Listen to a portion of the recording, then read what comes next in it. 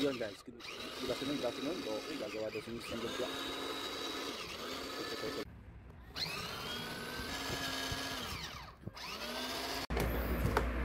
Nakita nyo naman, napakahusay ng misis ko. Baka makapag-diet na naman. Magawa sa lumpia. What's that?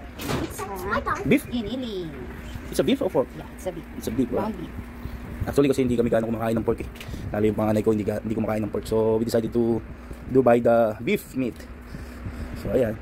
Ayan, nalagyan na ng paminta. So natural na timpla lang naman yan eh. Paminta, bechin, soy sauce, ano ba, cheese. Gusto mo lagyan ng oyster sauce, pwede rin para magpanlasa. Asin. Ayan na. Mamaya babalutin na nila yan. Ayan. That's why magic. Magic, right? That's why it's called magic. Siyempre hindi mawawala dyan ang egg para magkaroon ng texture yung lumpia meat natin. Lagyan niya rin ng flour yan. So konti na lang. So yung flour. Ay, napakasarap. Lumpia kayo dyan.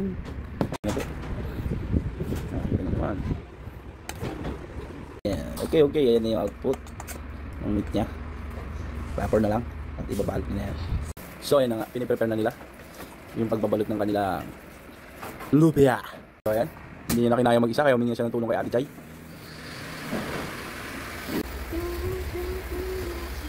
Sarap niyan. Super kagaling. Kita niyo naman guys, kaya tulungan na nila dalawa. Alright, ayan yung nagawa nila misis. Tikrig na yan. Good job. At ayun na nga. Dilagyan niya na ng mantika. Diyan magaling si misis eh. Ayan na. Sa pagkasarap, niluto niya na. Nakita mo naman gaano kalupit magluto ng lumpia yan si misis. Pagkasarap. Kaya sabi ko sa inyo, naku, kumuha kayo ng asawang magaling magluto. Dahil sigurado lahat ng problema nyo matatanggal. Yun. Binaligtad na ni misis. Binaligtad na. Lapit na. Ayan na, luto na. Alam mo na, dapat nang tikman yan. Salamat, mami. Alright, manali na.